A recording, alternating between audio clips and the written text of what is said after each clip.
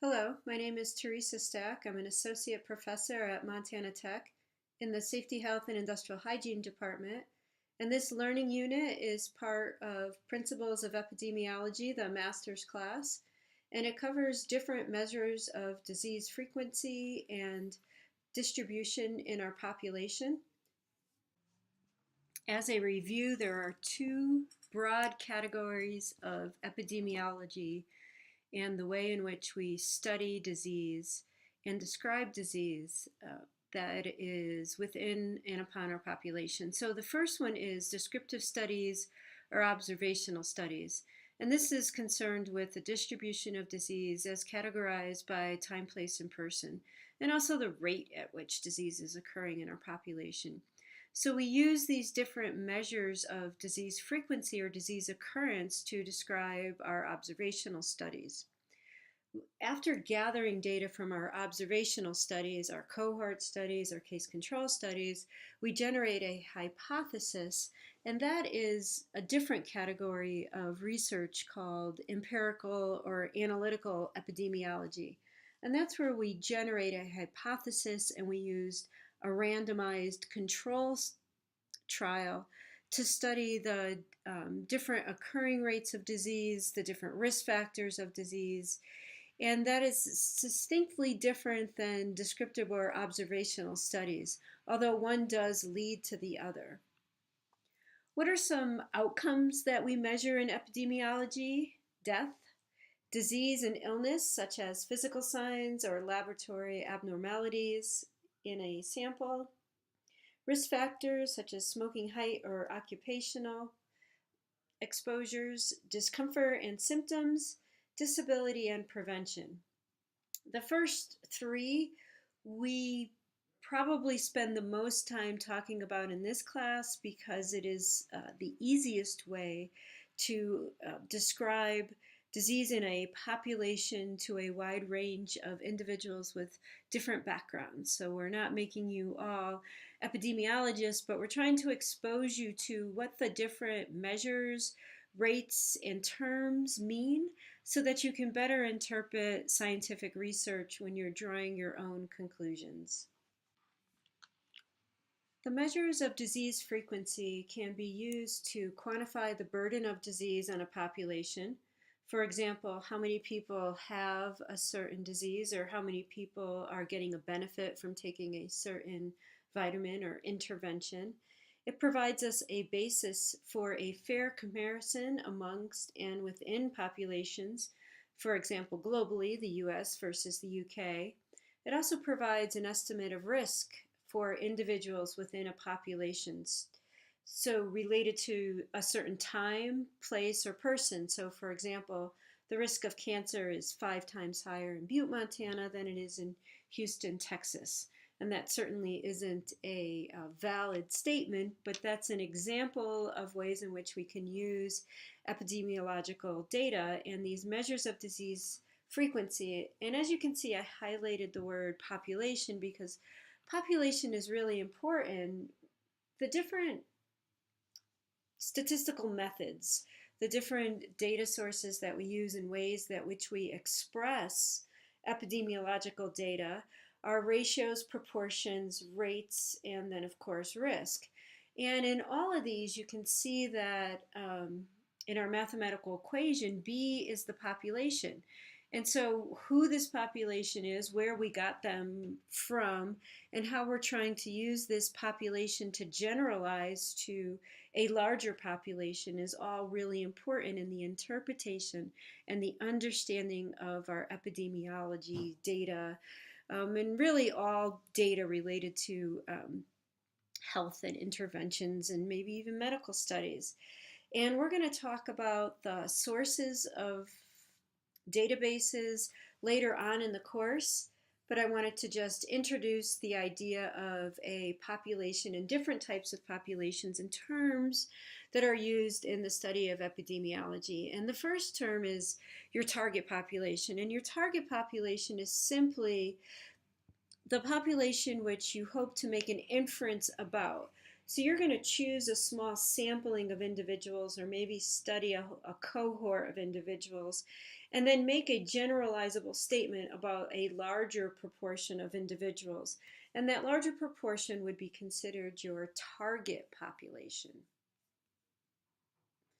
The next type of population is your study population, and your study population should not be confused with your sample population.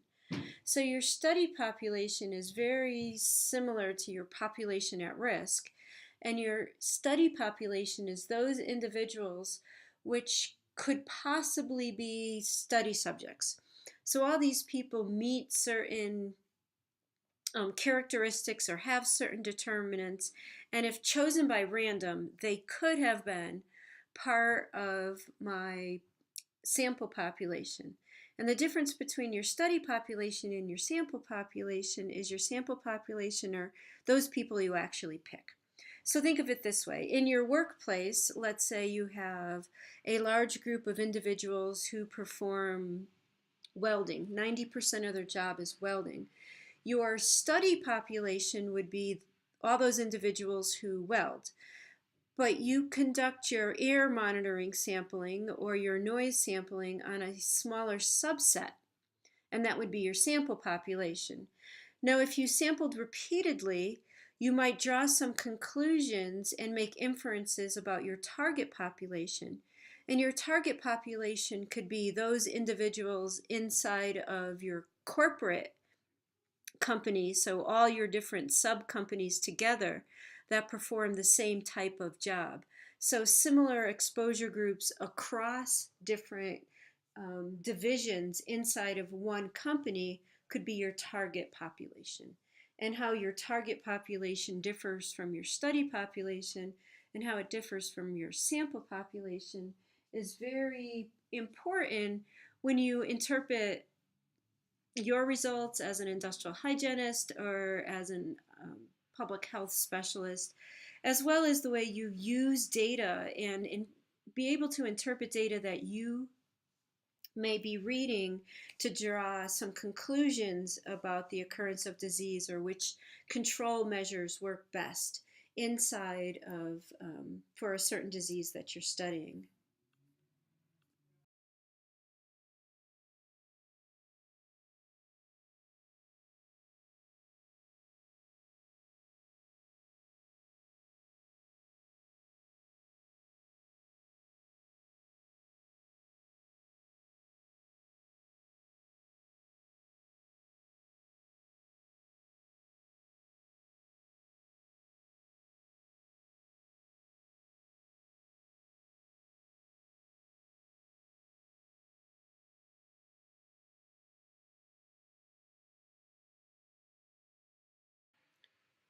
There are five main types of measurements used in epidemiology. And the first one is the count. And the count is simply the number of disease events or incident cases. And it's a pretty simple measure of disease frequency during a certain time period. And it could tell us something about healthcare resources needed.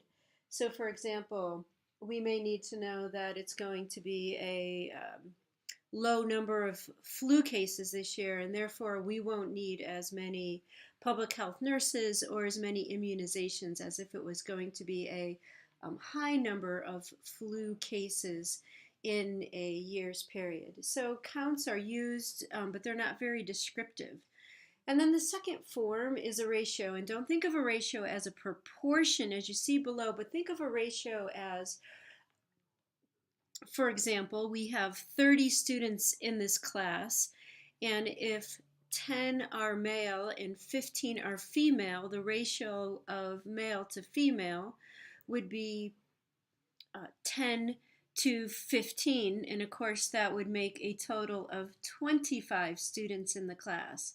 So in a true ratio used in epidemiology, A plus B equals the total population, unlike a more common measure, which is a proportion, and that's where the total number of people is in your denominator, and some proportion of them is in the numerator.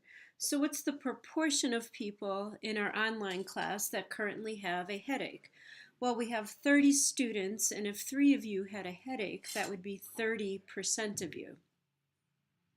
The next one is the rate, and when we look at a rate, it's similar to miles per hour, and it's the quickness in which the disease is occurring in our population, the rate at which it's occurring as opposed to the proportion of it inside of our population.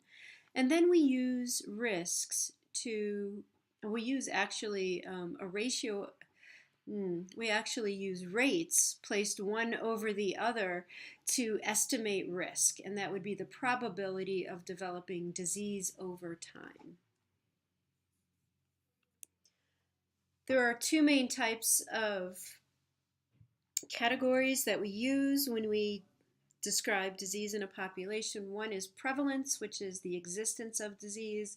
So what's the prevalence of HIV in Butte, Montana versus the incidence? And the incidence is the number of new cases of HIV in a population. So right now we're going to talk about incidence. The difference again between incidence and prevalence is incidence is the frequency of new disease occurrences over a specific period of time. And it's applicable to any disease. If the disease itself is an event or acute in nature, it refers to the frequency of that disease event over time. If the disease is a chronic state or chronic in nature, it refers to the frequency of the onset of that disease, so when that disease begins within a certain time period. So we can talk about incident disease events. And an event would be the same person may have multiple experiences versus an incident disease case. And in a case, each person is counted once. So I'm not going to distinguish between events and cases in this class, but to realize that they could change the way in which cumulative incidence as well as incidence density and incidence rates are calculated. So now we'll work on an incidence problem. This will help you more understand the definition of incidence as well as allow you to do some calculations. So here we just have a basic plot. On one side, on our y-axis, we have the number of people at risk. So in our study, we had 10 people. And on the x-axis, we have our time observed. So we observed these people for 5 minutes. And so let's say we had 10 people in a room and we were filling it up with carbon monoxide, and we wanted to see how long it took for somebody to experience a headache. So the outcome is a headache. We have 10 people and we're going to observe them for 5 minutes.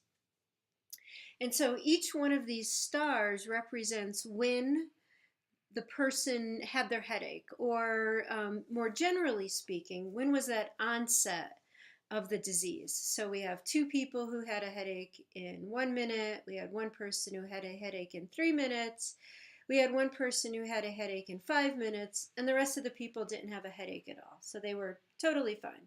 And so now let's calculate our incidence rate. So our incidence rate is simply a count of the number of incidents. So we had, or the number of events, I'm sorry. We had 1, 2, 3, 4 over the population, which was 10. And if we multiply that by 100, we have a 40% estimated risk of developing a headache in our 5-minute period. So with cumulative incidence, the time period is the total observation period. So everybody is assumed that they are observed for the total time period, the entire 5 minutes. And we had 10 people that were observed during this time. So our estimation of risk is 40%. You have a 40% probability of developing a headache when you're exposed to carbon monoxide in a 5-minute period. And that's our basic calculation for cumulative incidence.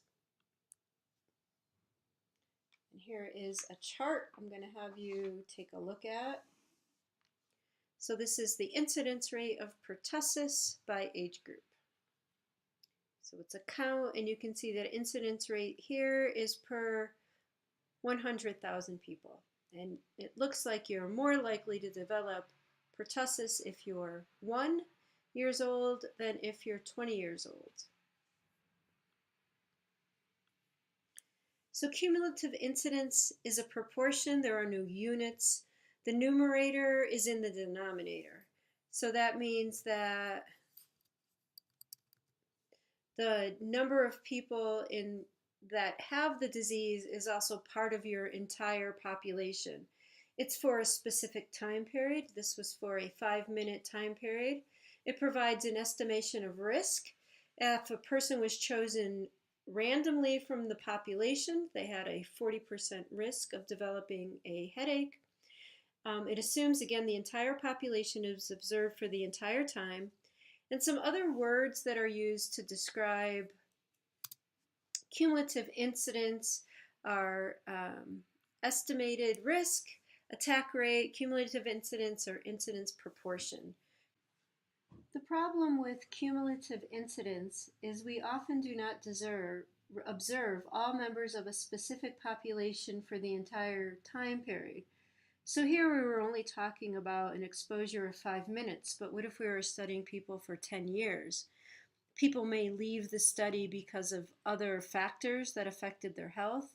You may lose them because of follow-up. They may pass on and not be part of your study. Sometimes you have people that enter and leave the study.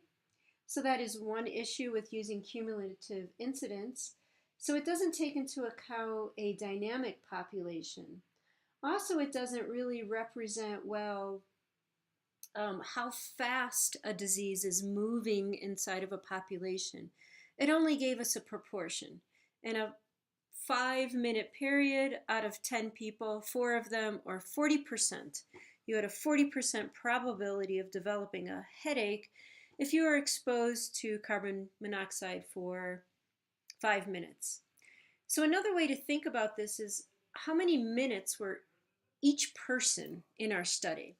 So if we had 10 people who were in our study for 5 minutes, we had 50 person minutes. And this may give us a better indication of the rate at which the incidence is occurring.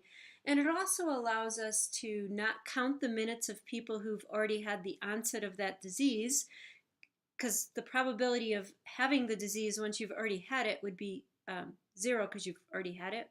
We shouldn't be counting you anymore in our denominator. And so to do that, we call this rate either an incident rate, or this term is also called incidence density. So here again, we have our population. So another way of thinking about this is, are we measuring one person for 5 minutes? That would give us 5 person minutes of time. Or are we measuring 5 people for 1 minute? This would also give us 5 person minutes of time. Which one is more accurate?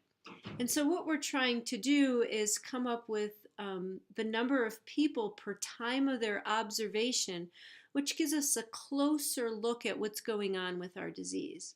So our incidence rate, or our density, is the number of new cases of a disease in a specific population during a time period over the total person time at risk.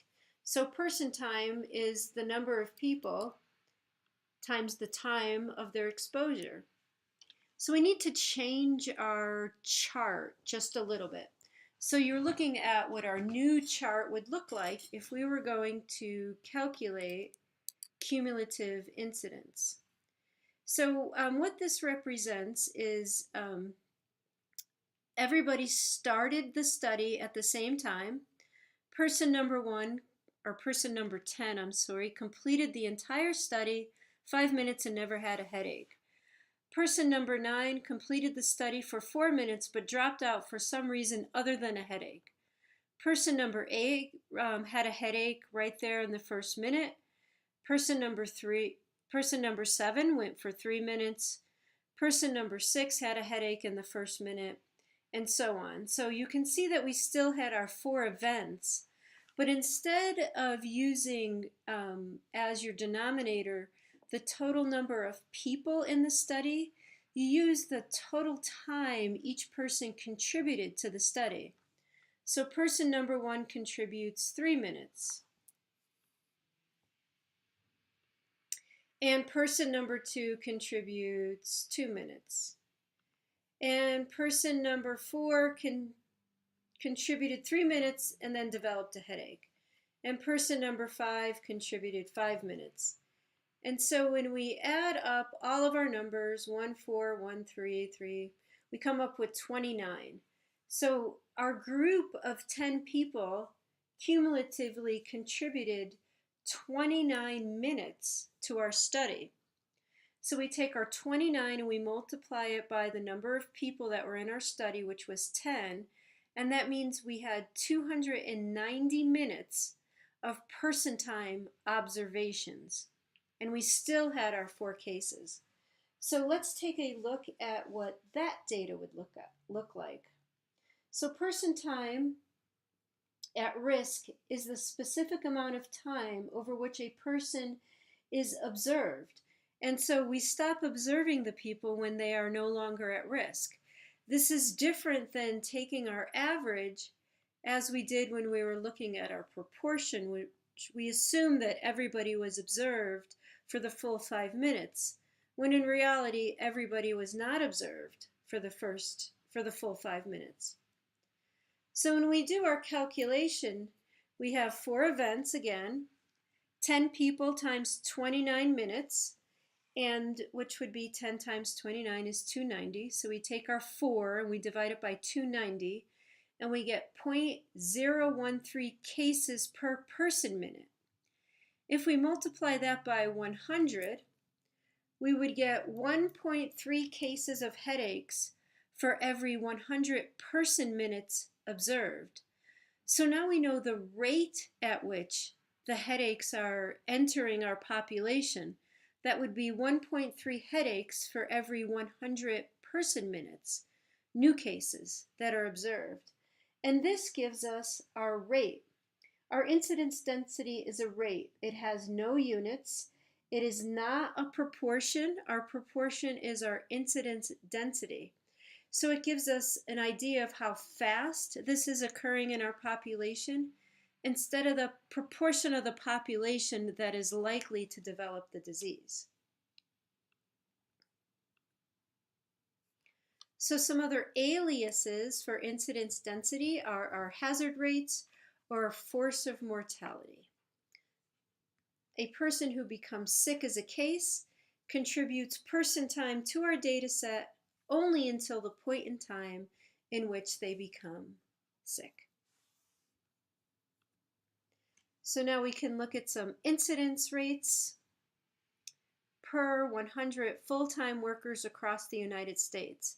So if you get hung up on this person time, incidence rates when we do our workplace calculations are really looking at person time hours as well, and we're normalizing it to 100 full-time FTEs, and that's when we use that 2,000 hours worked a year times how many workers that we have. We're normalizing our data, and that is hopefully an analogy that will allow you to understand how that's similar to using incidence density and gives us a true rate instead of cumulative incidence, which is our proportion.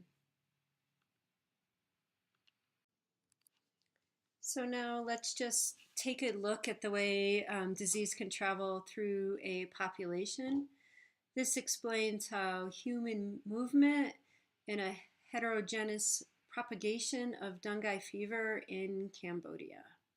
And you can see how the incident rates, the cases per 100,000 people per week, change and plot themselves across time. So some other types of incidence rates. Crude rates are summary rates based on the actual number of an event, such as a birth or a death, in the total population over a given time. A strata-specific rate will allow us to compare characterizations. So we calculate only for a specific population. Usually it's broken out by age, sex, race, or ethnicity. And so our example here, you can see that this is suicide mortality rates by age and sex in Utah. And we can do a comparison by age, and we can also do a comparison by gender. And it really is quite disturbing, the suicide rate by gender, if you look at the 65 and plus category, and that male rates are significantly higher than our female rates. So we can also, if there are differences in population, then we would use an adjusted rate. And we'll talk a little bit more about adjusted rates later.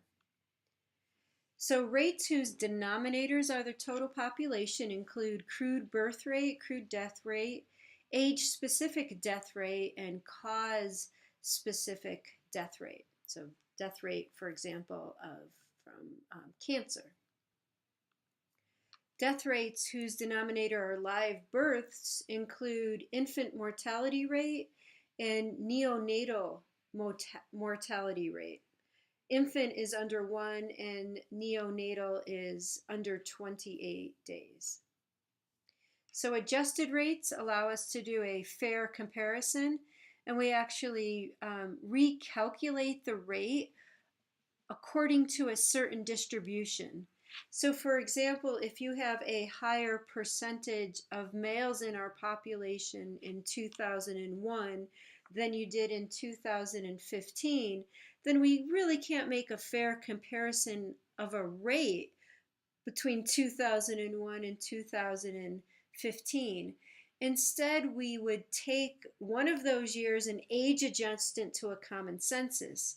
So here you can see that the age-adjusted rate for unintentional injuries was adjusted to the 2002 population. So we take our 2006 rate and we adjust it to our 2001 population rate, and now we're able to make a fair comparison. And we will talk more about adjusting rates later. So here is our in-class exercise. Go ahead and take a moment and see if you can calculate your female death rate, cancer rate, and overall death rate given the population that you have.